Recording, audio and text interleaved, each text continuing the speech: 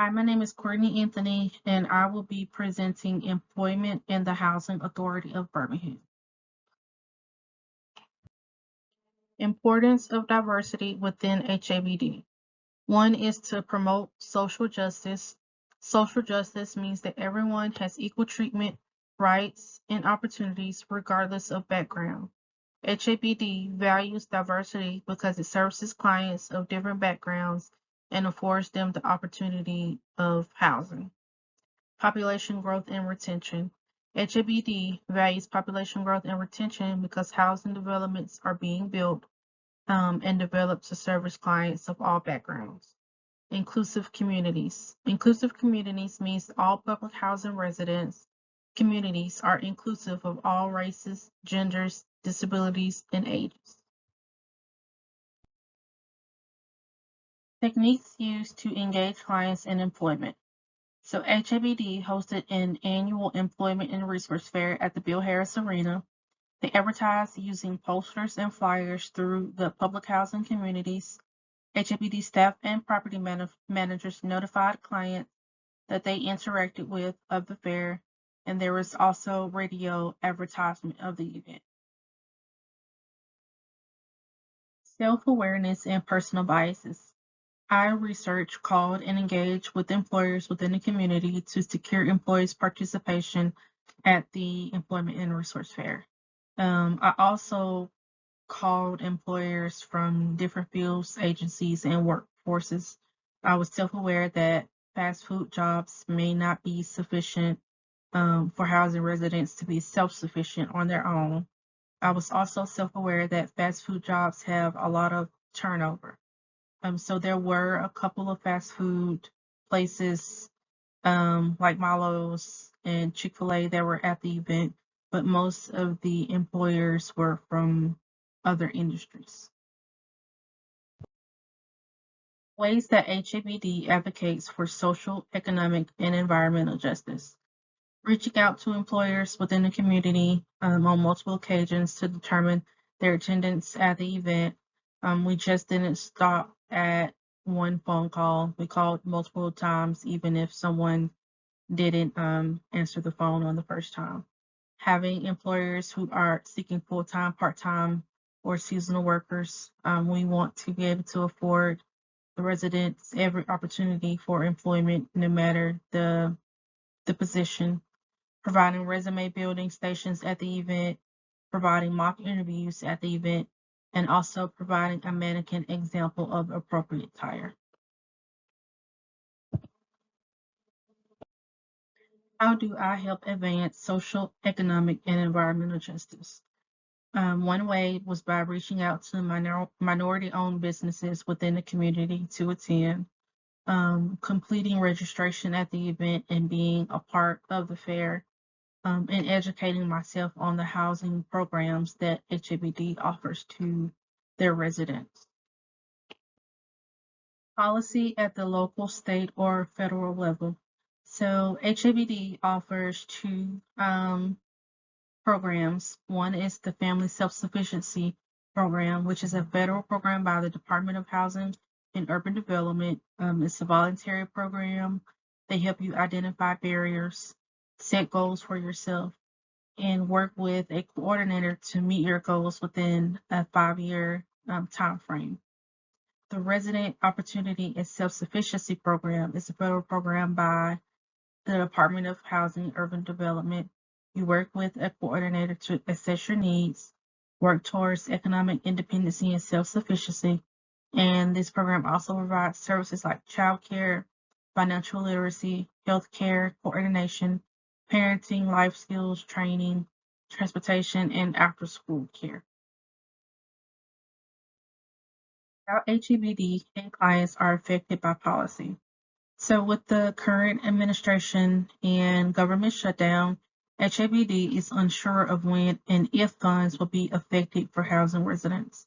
And this is a picture of the current HABD website, letting you know of the government shutdown and that HUD will use its available resources to help Americans.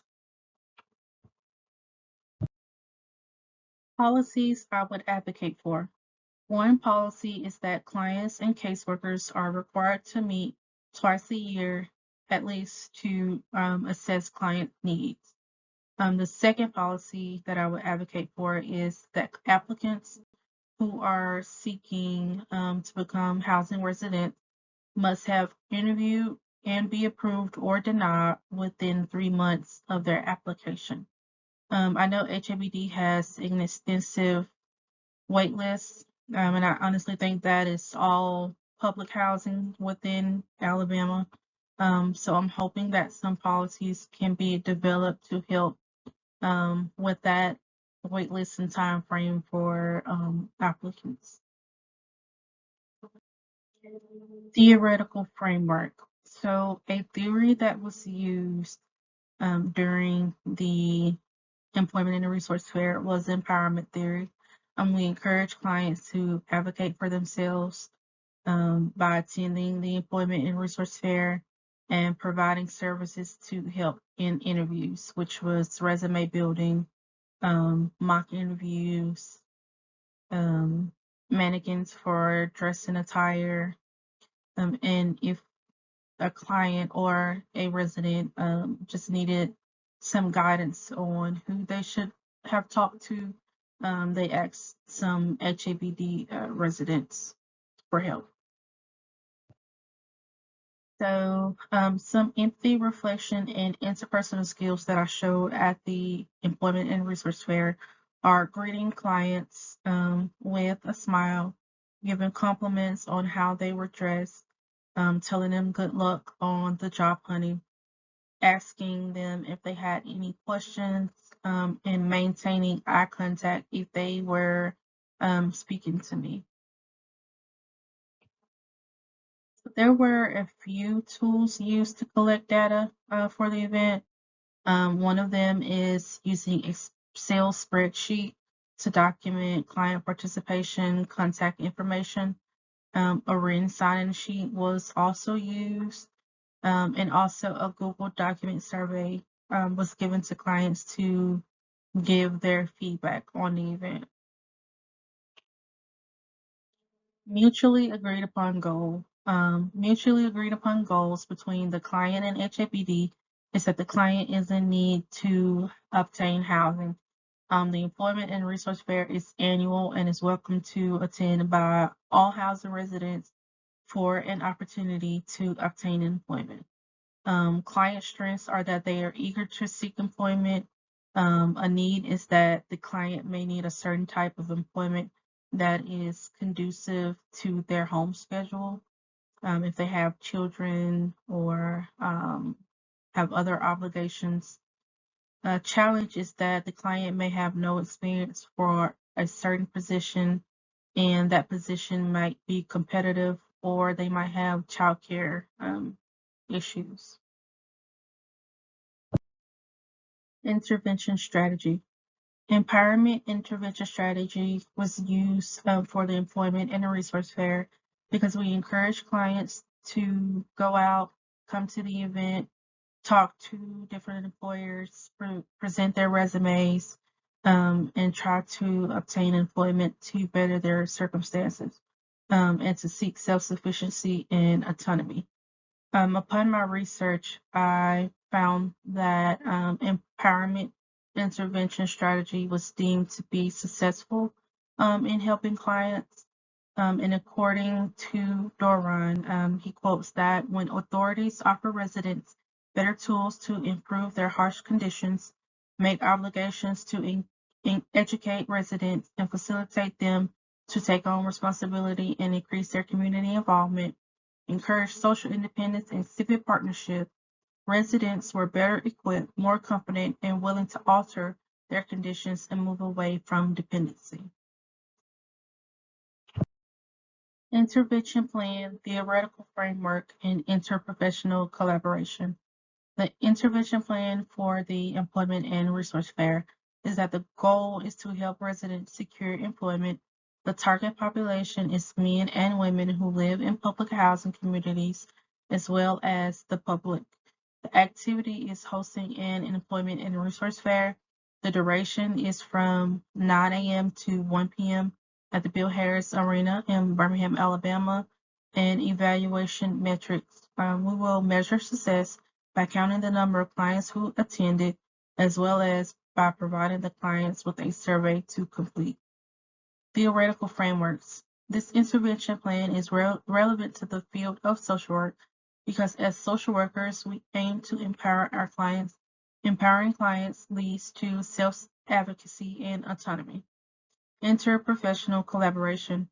During this intervention, I collaborated with several HWD staff members, as well as 50 employers and resource agencies within the Birmingham community.